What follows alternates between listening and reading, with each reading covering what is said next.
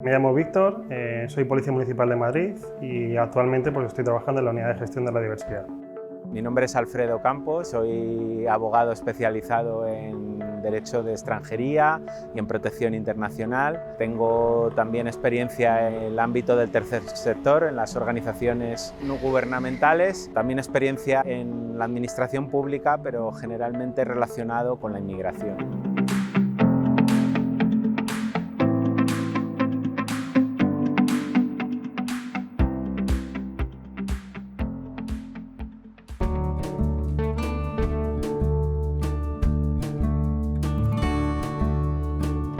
Desde 2016 se creó la Unidad de Gestión de la Diversidad, la cual nos encargamos tanto de la investigación de los delitos de odio como en realizar todas aquellas campañas de sensibilización, tanto de jóvenes como mayores, que son susceptibles de ser víctimas de delitos de odio. Porque una de las problemáticas que nosotros hemos observado desde el principio es que muchas veces los colectivos y las personas susceptibles de sufrir estos ataques intolerantes y discriminatorios, pues o bien tienen problemas con las normas porque no las conocen, o bien no tienen una confianza adecuada hacia los servicios policiales o hacia los servicios públicos para poder denunciar estos hechos. Entonces, gran parte de nuestro esfuerzo se basa en sensibilizar, formar y colaborar con entidades sociales y colectivos para que este tipo de hechos no se den en nuestra ciudad.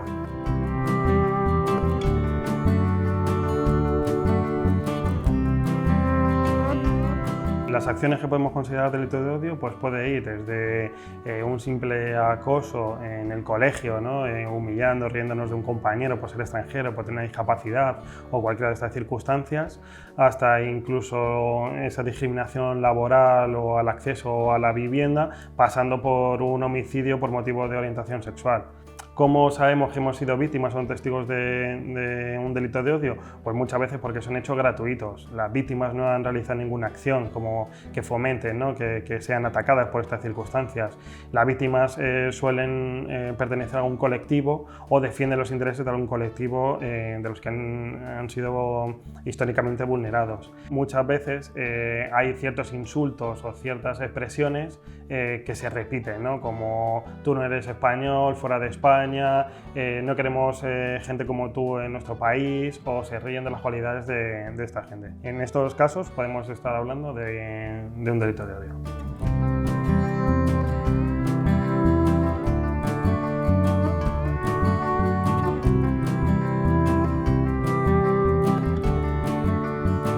Digamos que el perfil generalizado de los autores de delitos de odio es un varón español de mediana edad. Digamos que es la generalidad de los autores que tenemos nosotros, o bien que registramos o bien de las denuncias que nosotros recepcionamos e investigamos. El perfil que tenemos de víctima de un delito de odio es de una persona extranjera, o bien hombre o mujer. Normalmente suelen ser jóvenes o mediana edad, o bien que es simplemente extranjera, o bien españoles pertenecientes al LGTB, también hombres, mujeres, o bien la intersección entre las dos, persona extranjera y LGTB.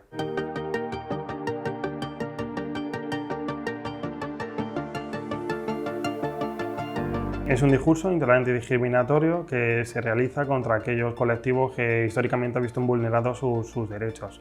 Lo que más se nos denuncia es por motivos racistas y xenófobos, también contra el colectivo LGTBI, y también puede ser incluso contra los menores no acompañados, contra personas musulmanas y demás. Dependiendo de la época y del momento social, pues es un colectivo el que es diana, digamos, del discurso intolerante que se realiza. Puede ir desde un simple insulto hasta pues eso, un discurso mucho más elaborado a través de redes sociales o en medios digitales o en prensa, que pueda ser realizado por cualquier persona que pueda tener algún tipo de representación pública.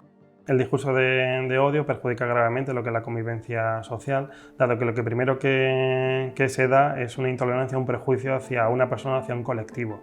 cuando esto la persona, el autor, digamos, que va a cometer este tipo de hechos, genera en sí esa intolerancia, esa discriminación, ese odio hacia cualquier persona por cualquiera de los motivos que hemos hablado, es cuando posteriormente se llega a ese delito de odio. O sea, al final la gente o bien ataca o bien no quiere tener a un vecino o bien no lo quieren tener en su puesto de trabajo porque tienen ese prejuicio, ¿no?, de que una persona extranjera es peligrosa, de que una persona extranjera nos viene a robar, de que las personas extranjeras, ¿no?, en este caso, ¿vale? Y cuando este prejuicio, este discurso de odio realmente cala en la persona, es cuando se producen, ¿no?, estos hechos intolerantes y discriminatorios. Entonces, digamos que atajar esta problemática del discurso de odio es un objetivo tanto nuestro como debería serlo de la sociedad en su conjunto para evitar estos delitos de odio.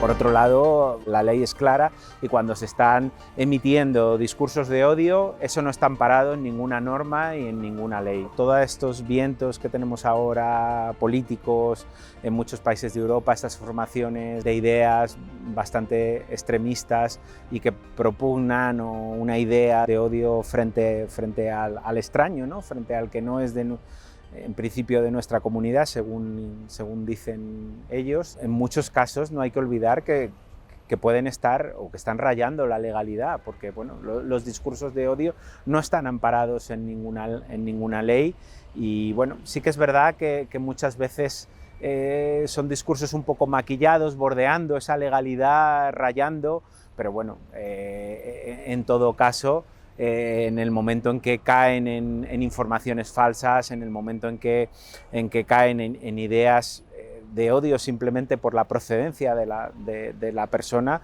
sin tener ninguna base respecto a lo que haya podido haber hecho o dejar de hacer, sin duda esto está traspasando el margen de la ley y esto debería ser perseguible y debería ser, los ordenamientos jurídicos deberían ser más contundentes respecto a este tipo de actuaciones. El discurso de odio puede no llegar a ser una infracción ni administrativa ni penal, pero en el peor de los casos podría llegar a ser un delito con penas de prisión.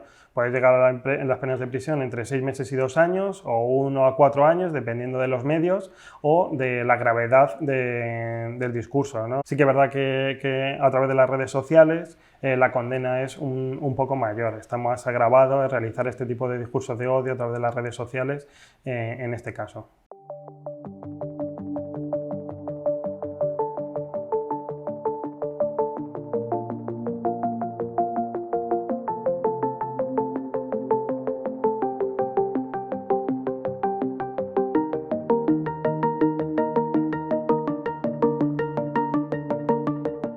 Puede haber una crítica generalizada, ¿no?, por parte de la sociedad de que las personas extranjeras no quieren trabajar o no quieren acceder a una educación, y nosotros sí que es verdad que desde aquí de la unidad hemos recepcionado varias denuncias al respecto de la discriminación que sufren tanto en el acceso a la educación como en el acceso al mercado laboral, ya que o bien en la entrevista o bien antes de las entrevistas, una vez que la persona aparece y bien o por su apariencia física o por el apellido o por cualquier otra circunstancia el empleador cree que es una persona extranjera o ve que es una persona extranjera, pues se le retira de los procesos selectivos o incluso ya no se le vuelve a llamar ni a contratar.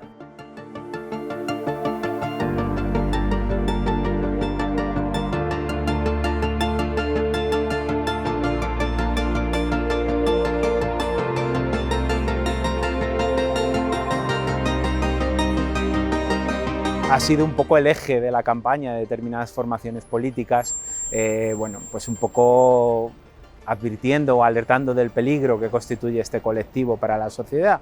Bueno, vamos a ver, yo creo que tampoco hay que sacar las cosas de contexto. Está claro que son menores en situaciones muchas veces difíciles, provenientes de familias desestructuradas en país de origen. La experiencia que tenemos nosotros aquí en la unidad con los menores no acompañados es que son un colectivo muy vulnerable, en el que al final tenemos que tener la conciencia de que son niños y niñas que viajan muchas veces de manera muy vulnerable aquí a España, se encuentran sin sus familias y sin sus seres queridos y se encuentran muy desprotegidos y muchas veces han sido atacados de manera intolerante y discriminatoria en nuestra ciudad, ¿no? Nosotros tenemos conocimiento de estos ataques a través de las entidades sociales sobre todo. Es verdad que también puedan ser autores de ciertos delitos, pero es verdad que se les imputa mucho más delitos de aquellos que los reales, ¿vale? Dado que como son un colectivo muy vulnerable en el que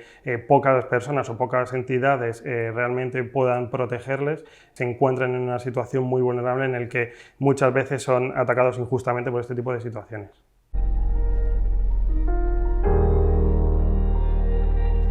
Una vía, lógicamente, por la que tenemos que optar es primero la integración laboral.